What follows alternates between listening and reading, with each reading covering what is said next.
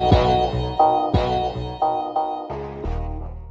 लोग संस्कृत में संस्कृत के तीसरे नंबर चैप्टर को पढ़ रहे थे जिसके शीर्षक का नाम है अलस कथा। और पिछले वीडियो में हम आपको इस अलस कथा यानी कि इस पूरे चैप्टर का हिंदी में अर्थ भी बता दिए थे, यानी कि जो भी कहानी संस्कृत में दिया हुआ है इस पूरे कहानी का हिंदी में अर्थ बताए थे।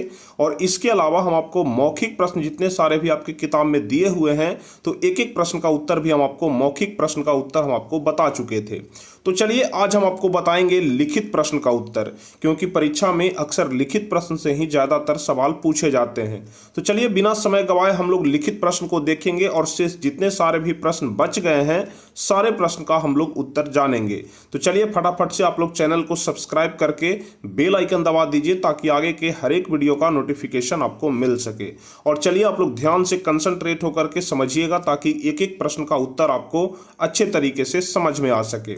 तो देखिए लिखित प्रश्न में सबसे पहला प्रश्न है कि रिक्त स्थानानि पूरयत, यानी कि खाली स्थानों को भरें। तो हम आपको खाली स्थान को भर करके बताएंगे कि आखिर इस खाली स्थान में क्या भरा जाएगा। लेकिन खाली स्थान भरने के पहले आप लोग देखिएगा कि कहानी में यहाँ पर दो श्लोक दिया हुआ है, ठीक है। तो हम सबसे पहले आपको यह दोनों श्लोक का हिंदी में अर्थ बताते हैं कि यह दोनों श्लोक मतलब क्या होता है। अब आपके मन में विचार आ रहा होगा कि खाली स्थान भरने के पहले आप श्लोक क्यों बता रहे हैं। तो हम श्लोक इसलिए बता रहे हैं क्योंकि खाली स्थान में इसका पूरा उपयोग है पहले क्वेश्चन और दूसरे क्वेश्चन में ही, इसलिए हम सबसे पहले आपको इसका हिंदी में अर्थ बता दे रहे हैं।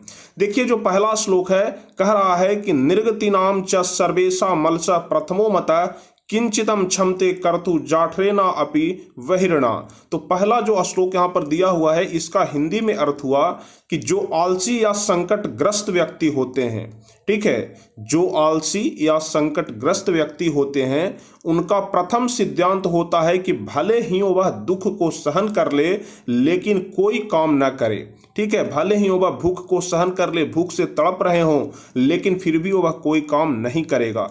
कल जब हम आपको हिंदी में अर्थ बता रहे थे तब हम आपको बताए थे कि जो आलसी पुरुष होते हैं वह भूख से तड़पते रहते हैं लेकिन फिर भी वह काम करना पसंद नहीं करते हैं। तो जो पहला श्लोक है इसका हिंदी में अर्थ यही हुआ। और जो दूसरा श्लोक है कह रहा है कि स्थिति सौकर्य मूला ही सर्वेशामपि संहते सजाति नाम सुखम दृष्टवा के न धावंती जंतव, यानी कि बिना मेहनत किए हुए अपने जातियों के सुख को देखकर कौन जंतु नहीं दौड़ता है। सजाति नाम सुखम दृष्टवा, देखिए लिखा हुआ है सजाति नाम सुखम दृष्टवा, यानी कि अपने जातियों के सुख को देखकर के न धावंती जंतव, कौन दौड़कर नहीं जाता है। यानी कि जो दूसरा हमारा यहाँ पर श्लोक है इसका मतलब हुआ कि बिना मेहनत किए अपने जातियों के सुख को देखकर कौन जंतु नहीं दौड़ता है। तो जो पहला श्लोक है और जो दूसरा श्लोक है यह दोनों का हम आपको हिंदी में अर्थ बता दिए। अब देखिए इसका उपयोग कहाँ पर है हम आपको अभी बताते हैं। यहाँ पर जो पहला प्रश्न है कह रहा है कि रिक्त स्थानों को भरें। इसमें जो पहला प्रश्न है वह यही कह रहा है कि स्थिति खाली स्थान धावंती जंतवा। शुरू में आपका स्थिति दिया हुआ है और लास्ट में धावंती जंतवा है। अभी अभी हम आपको श्लोक में पढ़ाए, चलिए फिर से हम आप लोग श्लोक की तरफ चलते हैं। अभी हम आपको वहां पर पढ़ाए, देख लीजिए स्थिति शुरू में वहां पर भी स्थिति है और लास्ट में धावंती जंतवा है। तो बीच में जो बच गया वहीं वहां पर खाली स्थान में भरा जाएगा। तो शुरू में तो वहां पर स्थिति लिखा हुआ है, आप लोग अपनी किताब में देखिएगा। और उसके बाद है सौकर्य मूला ही सर्वेशामपि संहते सजाति नाम सुखम दृष्टवा के न धावंती जंतवा।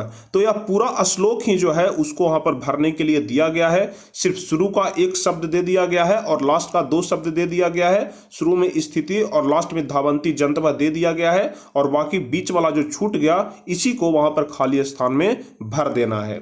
अब चलिए अब हम लोग चलते हैं दूसरे नंबर प्रश्न पर। तो दूसरा नंबर प्रश्न भी जो है वह पहला श्लोक है, देख लीजिए कह रहा है कि निर्गति नाम और खाली स्थान वहनीना। बस इसको यहाँ पर क्या भरा जाएगा इसी को यहाँ पर देखना है। तो देखिए शुरू में है निर्गति नाम और लास्ट में है बहनीना।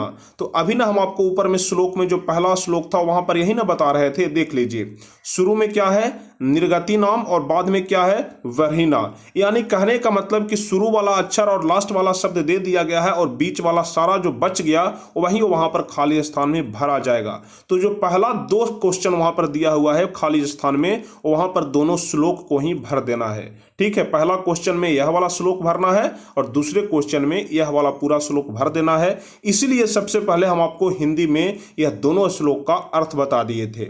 अब चलिए तीसरे नंबर प्रश्न से हम लोग देखेंगे। दोनों प्रश्न तो आप लोग समझ गए कि दोनों में सिर्फ श्लोक ही भर देना है।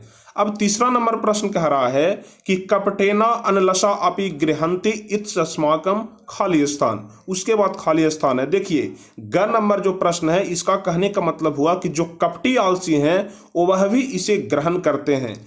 यह वाला जो प्रश्न है कि कपटेना अनलसा अपि गृहन्ति इत्सस्माकं, यह प्रश्न कहाँ से लिया गया है अभी हम आपको ऊपर में दिखाते हैं।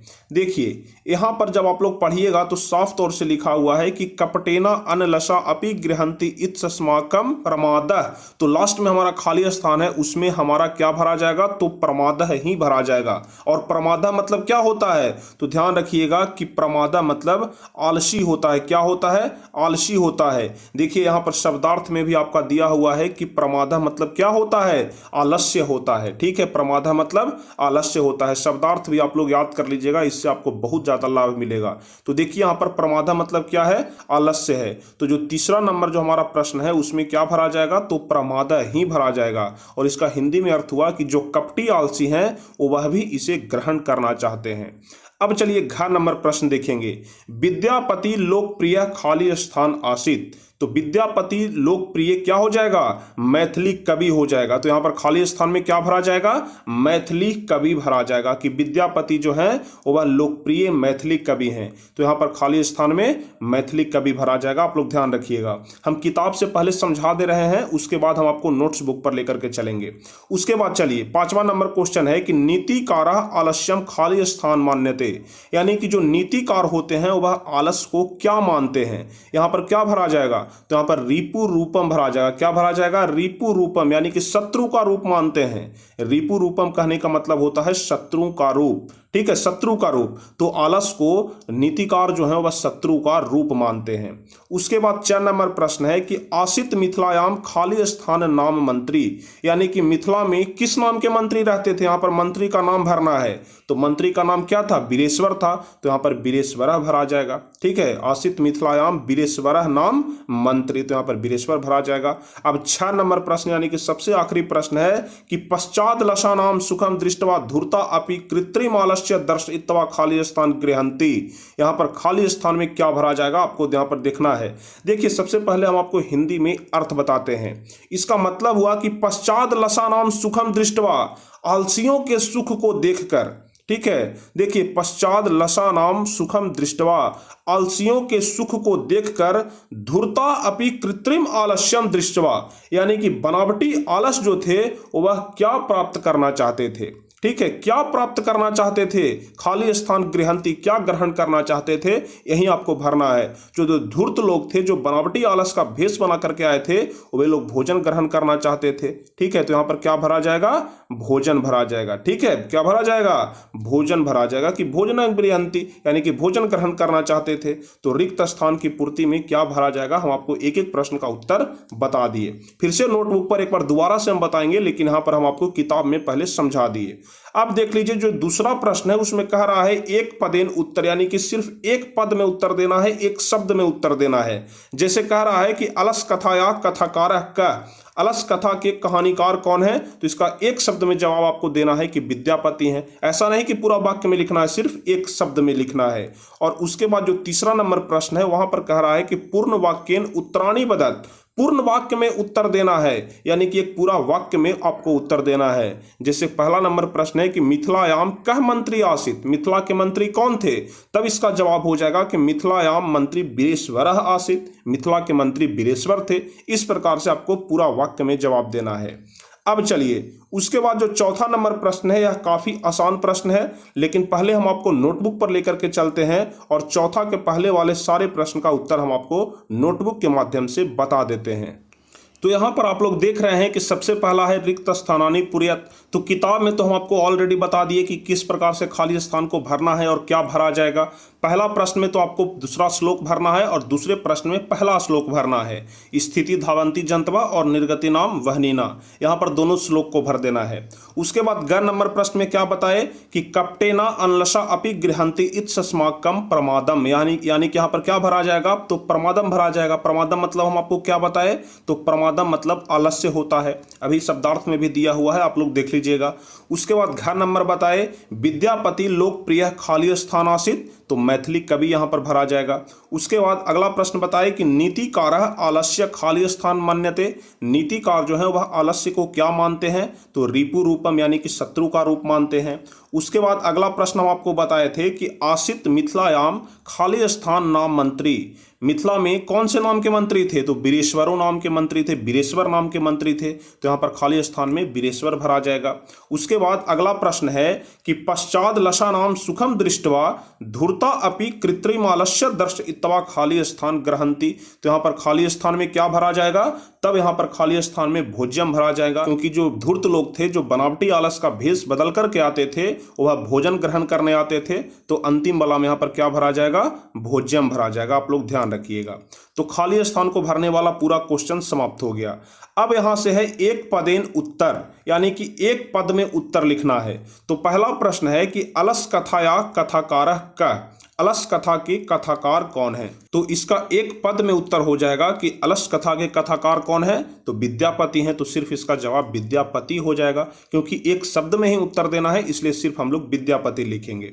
अब अगला प्रश्न है कि बीरेश्वरों नाम मंत्री कुत्र आसित, बीरेश्वर नाम के मंत्री कहाँ में थे, तो मिथिला में थे। आपको याद होगा, हम आपको पूरा कहानी बता चुके हैं कि बीरेश्वरों नाम मंत्री कुत्र आसित, बीरेश्वर नाम के मंत्री कहाँ थे, तो मिथिला में थे।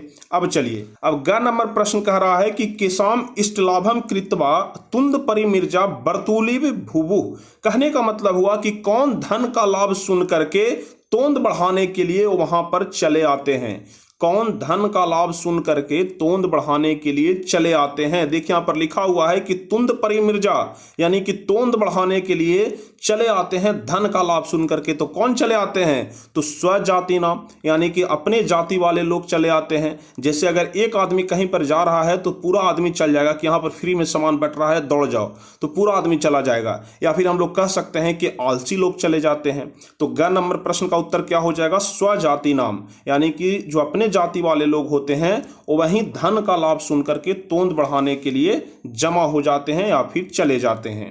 अब चलिए, अगला प्रश्न कह रहा है घ नंबर कि के कृत्रिमालस्य दर्शित्वा भोजनम गृहंती, ठीक है, कह रहा है कि के कृत्रिमालस्यम दर्शित्वा भोजनम गृहंती, यानी कि कौन बनावटी आलस दिखाकर भोजन ग्रहण करते थे। के कृत्रिमालस्यम दृश्यवा, यानी कि कौन कृत्रिम आलस यानी कि बनावटी आलस दिखा करके भोजनम गृहंती, भोजन करते थे। तो कौन लोग करते थे, धूर्त लोग करते थे। तो इसका सही जवाब क्या हो जाएगा, धूर्ता हो जाएगा। अब अगला प्रश्न है कि तत्रैव कति पुरुषा सुप्ता, तत्रैव कति पुरुषा सुप्ता, यानी कि वहां कितने पुरुष सोते रह गए। जब घर में आग लग गया तब कितने पुरुष सोते रह गए, तब इसका जवाब हो जाएगा चत्वारह, यानी कि 4 पुरुष सोते रह गए। जो चारों आलसी थे सिर्फ वहीं सोते रह गए थे, तो इसका सही जवाब क्या हो जाएगा, चत्वारह हो जाएगा। ठीक है, तो जो एक पद में उत्तर देना था उसका सारा क्वेश्चन समाप्त हो गया। अब तीसरा है कि पूर्ण वाक्येन उत्तराणी बदत, यानी कि पूर्ण वाक्य में उत्तर लिखना है। यहाँ पर बदत नहीं हो जाएगा क्योंकि बदत मौखिक प्रश्न में होता है। पूर्ण वाक्येन उत्तराणी सिर्फ आप लोग लिखिए क्योंकि पूर्ण वाक्य में उत्तर देना है। तो पहला प्रश्न कह रहा है, यानी कि क नंबर प्रश्न कह रहा है कि मिथिलायाम कह मंत्री आसित, मिथिला के मंत्री कौन थे, मिथिला के मंत्री कौन थे। तब इसका जवाब हो जाएगा कि मिथिलायाम बीरेश्वरों नाम मंत्री आसित, यानी कि मिथिला में बीरेश्वर नाम के मंत्री थे। क्योंकि पूर्ण वाक्य में उत्तर देना है इसलिए हम लोग एक लाइन में इसका उत्तर दे रहे हैं। मिथिलायाम कह मंत्री आसित, तो मिथिलायाम बीरेश्वरों नाम मंत्री आसित।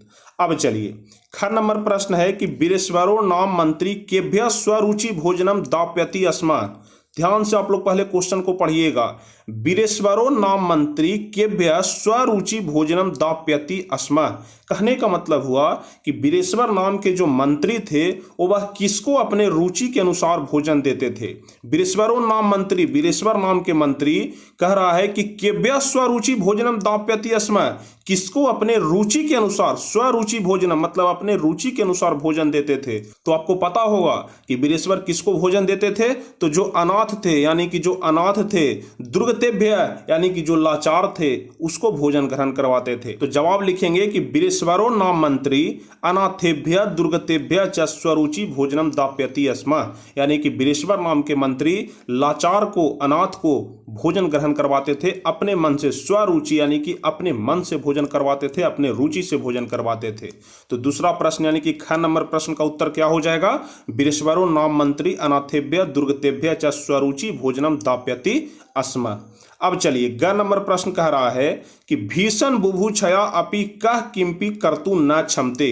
भीषण बुभुक्षया कहने का मतलब होता है कि बहुत जोर से भूख लगने पर भी, देखिए यहाँ पर क्या लिखा हुआ है, भीषण बुभुक्षया यानी कि भीषण भूख लगा हुआ है, बहुत जोर से भूख लगा हुआ है, लेकिन उसके बाद भी किंपि कर्तु न क्षमते, फिर भी काम नहीं करना चाहते हैं। तो वैसे कौन लोग होते हैं जो कि भीषण बुभुक्षया अपि कः किंपि कर्तु न क्षमते, मतलब बहुत जोर से भूख लगने पर भी कौन कार्य करना नहीं चाहते हैं, तो आलसी लोग कार्य करना नहीं चाहते हैं। तो इसका आंसर क्या हो जाएगा, भीषण बुभुक्षया अपि आलसः किमपि कर्तुम न क्षमते, यानी कि भीषण भूख लगने पर भी, बहुत जोर से भूख लगने पर भी आलसी लोग कार्य करना नहीं चाहते हैं। तो ग नंबर प्रश्न का उत्तर यही हो जाएगा।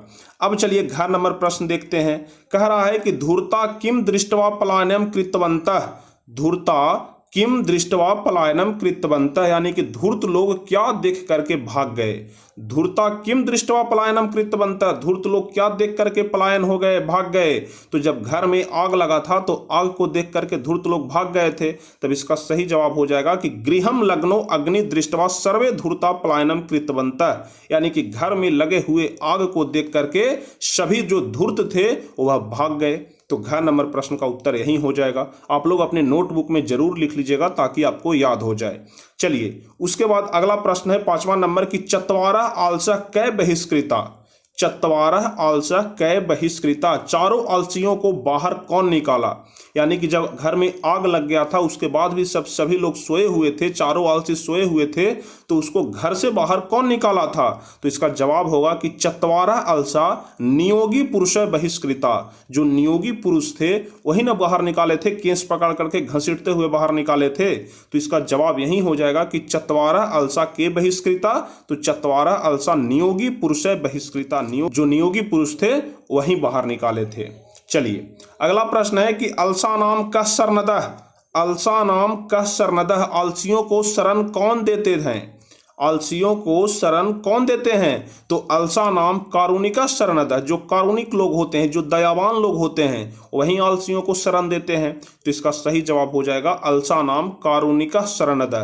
कुछ लोग यहाँ पर लिख देते हैं कि अलसा नाम मिथिला मंत्री शरणदः, तो मिथिला मंत्री अगर आप लोग लिखिएगा तो गलत हो जाएगा, क्योंकि आलसी सिर्फ मिथिला में ही नहीं है, मिथिला के अलावा भी बहुत जगह आलसी हैं। और लास्ट में लिखा गया है भी आपके कहानी में कि आलसियों को कारुणिक लोग शरण देते हैं, इसलिए इसका जवाब हो जाएगा कि अलसा नाम कारुणिका शरणदः।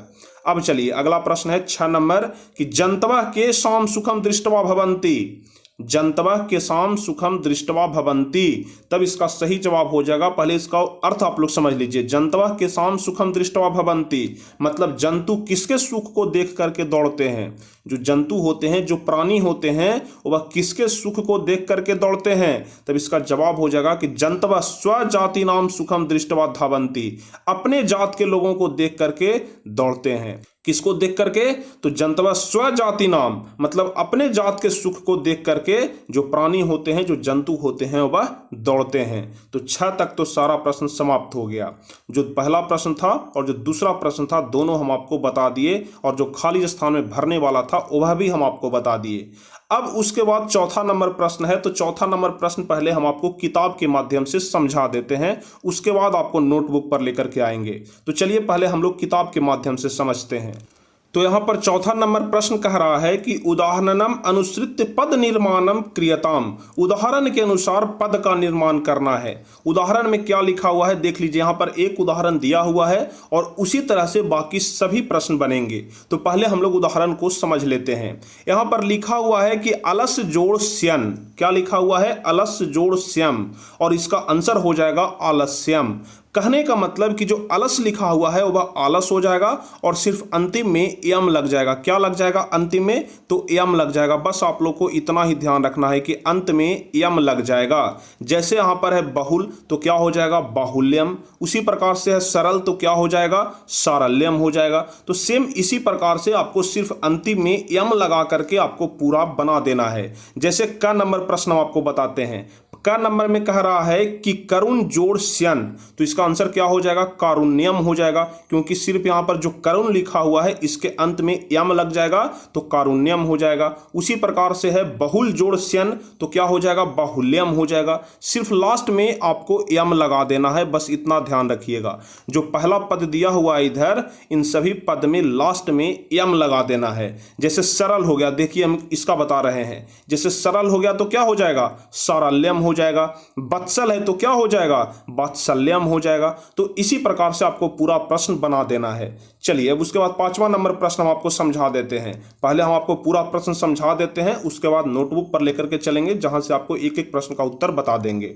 चलिए पांचवा प्रश्न कह रहा है कि उदाहरणम अनुसृत क्रियापदानि लिखत, यहां पर भी क्रियापद लिखना है उदाहरण के अनुसार। तो देख लीजिए उदाहरण में एक प्रश्न दिया हुआ है, उसका उत्तर भी दिया हुआ है और उसी प्रकार से बाकी सारे प्रश्न बन जाएंगे। तो कह रहा है कि ददाति इतस्य प्रेरणार्थके खाली स्थान क्रियापदम भवति। देखिए जो यहां पर पहला पद दिया हुआ है, जैसे पहला पद क्या हुआ है प्रश्न में ददाति दिया हुआ है, तो ददाति का क्रियापद क्या हो जाएगा दाप्यति हो जाएगा। तो बस जो क्रियापद हो जाएगा उसी को यहां पर खाली स्थान में भर देना है। तो ददाति का दाप्यति हो जाएगा। उसके बाद क्या नंबर प्रश्न हम लोग देख लेते हैं। यहां पर पश्यति लिखा हुआ है, तो आप लोग ध्यान रखिएगा कि पश्य मतलब भी देखना होता है और देखना का एक दूसरा मीनिंग भी होता है संस्कृत में, जिसका मतलब होता है दर्शति। ठीक है, क्या होता है दर्शति। यहां पर पश्यति लिखा हुआ है तब यहां पर क्या भरा जाएगा दर्शति भरा जाएगा, क्योंकि यहां पर क्रियापद लिखना है तो यहां पर पश्यति का दर्शति भरा जाएगा। अब अगला यानी कि ख नंबर क्वेश्चन है, कह रहा है कि करोति इतस्य प्रेरणार्थके क्रियापदम भवति। तो करोति का क्या हो जाएगा, तो करोति का क्रियापद यहां पर कार्यति हो जाएगा। इसी प्रकार से आपको पूरा प्रश्न बना देना है, सिर्फ क्रियापद लिखना है। तो यह वाला प्रश्न भी हम आपको समझा दिए। अब उसके बाद जो छठा नंबर प्रश्न है, यह वाला प्रश्न हम ऑलरेडी पाटलिपुत्र वैभवम वाला चैप्टर में भी कर चुके हैं। कैसे होगा आप लोग देख लीजिए। यहां पर उत्तर लिखा हुआ है और इससे प्रश्न बनाना है। उत्तर लिखा हुआ है और इससे प्रश्न बनाना है, हम आपको बता चुके हैं। जैसे देख लीजिए यहां पर पहला प्रश्न यहां पर उदाहरण के माध्यम से समझाया गया है कि वीरेश्वरः कारुणिकः मंत्री आसीत्। जो वीरेश्वर थे वह दयावान मंत्री थे, कारुणिक मंत्री थे।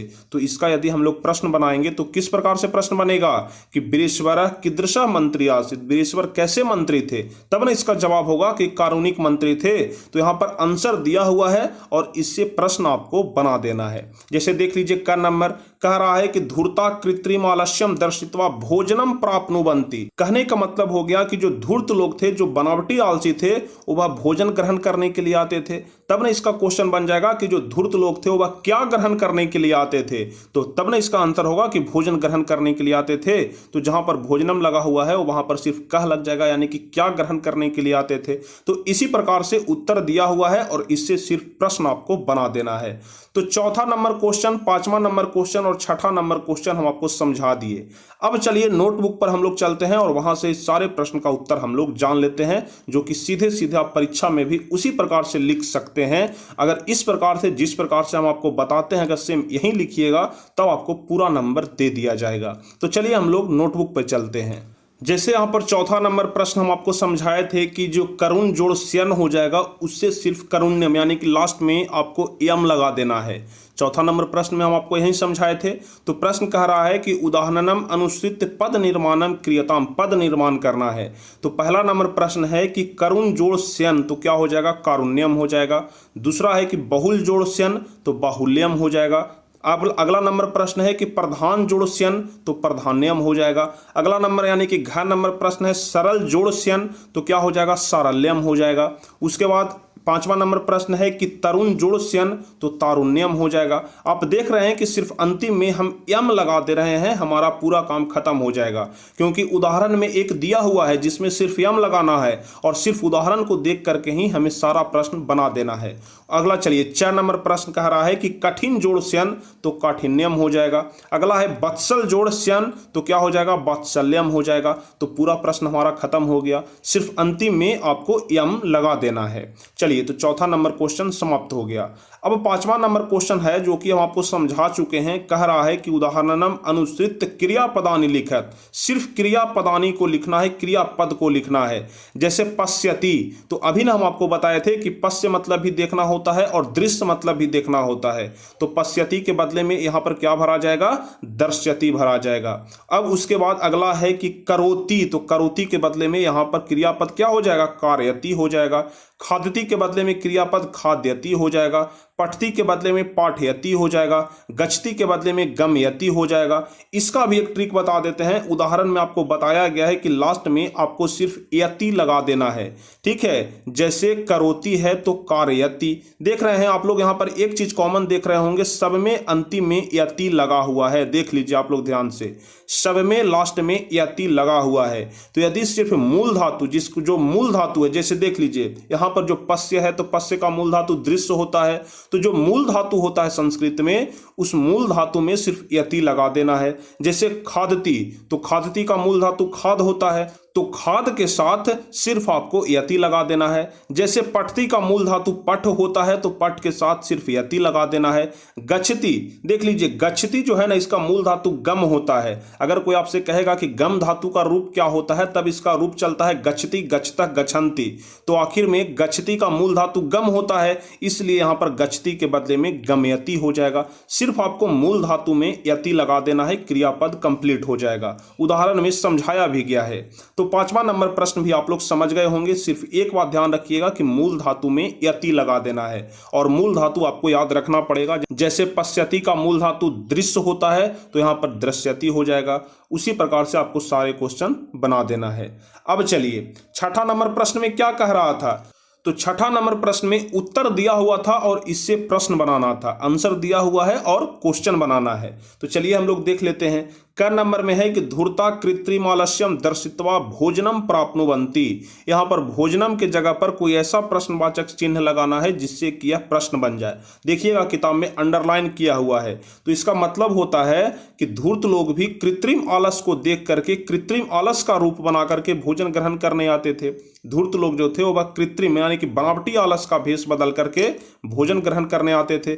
तो इसका प्रश्न क्या बन जाएगा, तो प्रश्न यही ना बनेगा कि जो धूर्त लोग थे वह बनावटी आलस का भेष बदल करके क्या ग्रहण करने आते थे, तब ना इसका आंसर होगा कि भोजन ग्रहण करने आते थे। तो भोजनम की जगह पर किम लग जाएगा। आप लोग ध्यान रखिएगा। अब ख नंबर प्रश्न है कि निर्गति नाम प्रथम अलस अस्ति। दुख में पहले आलसी होते हैं, दुख में पहले आलसी होते हैं। तब इसका प्रश्न क्या बन जाएगा, दुख में पहले कौन होते हैं। तो इसका प्रश्न हो जाएगा कि निर्गति नाम प्रथम का अस्ति। दुख में पहले कौन होते हैं, तब इसका आंसर होगा कि दुख में पहले आलसी होते हैं। तो अलसा की जगह पर सिर्फ कह लग जाएगा। अब चलिए ग नंबर प्रश्न है अलसह जाट्रेना अपि बहिना किमति कर्तु न क्षमते। कहने का मतलब हुआ कि आलसी लोग भूख लगने पर भी कोई काम करना नहीं चाहते हैं। तब इसका प्रश्न क्या बनेगा कि कौन लोग भूख लगने पर भी कुछ काम करना नहीं चाहते हैं। तब ना इसका आंसर होगा कि कौन लोग की जगह हो जाएगा कि आलसी लोग। आलसी लोग कोई काम करना नहीं चाहते हैं भूख लगने पर भी, तो यहाँ पर अलसा की जगह पर कह लग जाएगा कि कह जाट्रेना अपि बहिना किमति कर्तु न क्षमते। अब चलिए घ नंबर प्रश्न है नियोगी पुरुषा अलसशालायाम बहिदायित्वा निरूपया मासु। कहने का मतलब होता है कि नियोगी पुरुष आलसियों के घर में आग लगा दिए और आग लगा के बैठ गए। ठीक है, तो यहाँ पर क्या हो जाएगा कि नियोगी पुरुष किसके घर में आग लगा दिए। तब ना यहाँ पर अलसशालायाम यानी कि आलसियों के घर के जगह पर सिर्फ कस्मिन लग जाएगा कि नियोगी पुरुष किसके घर में आग लगा करके बैठ गए। तब ना इसका आंसर होगा कि अलसशालायाम। तो आंसर तो पहले से दिया हुआ है कि नियोगी पुरुष अलसशाला यानी कि आलसियों के घर में आग लगा दिए, लेकिन इसका क्वेश्चन बनाना है। तो क्वेश्चन क्या बनेगा कि नियोगी पुरुष किसके घर में आग लगा दिए। चलिए अब अगला नंबर प्रश्न है स्त्री नाम गति पति रेवः, यानी कि स्त्रियों के रक्षक पति होते हैं। स्त्रियों के रक्षक कौन होते हैं? तो पति होते हैं। तब इसका प्रश्न क्या बन जाएगा? किसके रक्षक पति होते हैं? क्योंकि स्त्री नाम के नीचे डैश लगा हुआ है, यानी कि स्त्री नाम के जगह पर ही कोई ऐसा प्रश्नवाचक शब्द लिखना है जिससे कि यह प्रश्न बन जाए। तो स्त्री नाम गति पति रेवः, तब इसका आंसर क्या हो जाएगा? यानी कि जब हम लोग प्रश्न बनाएंगे तो क्या बनेगा कि का गति पति रेवः, किसके रक्षक पति होते हैं, तब ना इसका आंसर हो जाएगा कि स्त्री नाम गति पति रेवः, स्त्रियों के जो रक्षक होते हैं वह पति होते हैं। उसी प्रकार से 4 नंबर है कि बाला नाम गति जननी, यानी कि बालकों की रक्षक माँ होती है। बालकों के रक्षक माँ होती है। तब इसका प्रश्न क्या बन जाएगा कि केसा गति जननी, किसके रक्षक माँ होती है? तब ना इसका आंसर हो जाएगा कि बाला नाम गति जननी, बालकों के रक्षक माँ होती है। तब बाला नाम के जगह पर केसा लग जाएगा। अब उसके बाद अगला नंबर प्रश्न है कि कारुणिकः अलसा नाम गति, यानी कि आलसियों के रक्षक कारुणिक लोग, यानी कि दयावान लोग होते हैं, दयालु लोग होते हैं। तब इसका प्रश्न क्या बनेगा? केसाम अलसा नाम गति, यानी कि आलसियों के रक्षक कौन होते हैं? तब ना इसका आंसर हो जाएगा कि कारुणिकः अलसा नाम गति, आलसियों के जो रक्षक होते हैं वह कारुणिक लोग, यानी कि दयावान लोग होते हैं, दयालु लोग होते हैं। तब इसका प्रश्न क्या बन जाएगा कि केसाम अलसा नाम गति, यानी कि आलसियों के रक्षक कौन होते हैं। तो यहाँ पर आपका तीसरा नंबर चैप्टर का भी पूरा प्रश्न समाप्त हो जाता है। कुल मिलाकर के इतना प्रश्न ही दिया हुआ था और सारे प्रश्न हम आपको एक एक करके किताब के माध्यम से और नोटबुक के माध्यम से बारी बारी से हम आपको पूरा प्रश्न का उत्तर बता दिए। अब उम्मीद करते हैं कि आप लोग एक एक प्रश्न का आंसर अगर परीक्षा में पूछा जाता है तो आप लोग खुद से भी सही सही दे सकते हैं। तो चलिए, यदि आपको यह वाला वीडियो अच्छा लगा हो तो इस वीडियो को लाइक जरूर कर दीजिएगा और अपने दोस्तों के बीच शेयर भी कर दीजिएगा। और जो भी स्टूडेंट चैनल पर नए हैं तो चैनल को जरूर सब्सक्राइब कर लीजिएगा ताकि आगे के भी हर एक वीडियो का नोटिफिकेशन आपको मिल सके। और अगले वीडियो में हम आपको इस पूरे चैप्टर का ऑब्जेक्टिव क्वेश्चन कंप्लीट करा देंगे, यानी कि इस पूरे चैप्टर में जितने सारे भी ऑब्जेक्टिव क्वेश्चन बन सकते हैं सारे ऑब्जेक्टिव क्वेश्चन हम आपको कंप्लीट करा देंगे। तो चलिए फिर मिलते हैं हम आपसे अगले वीडियो में कुछ इसी प्रकार के महत्वपूर्ण वीडियो के साथ, हेल्पफुल वीडियो के साथ। तब तक के लिए जय हिंद, धन्यवाद।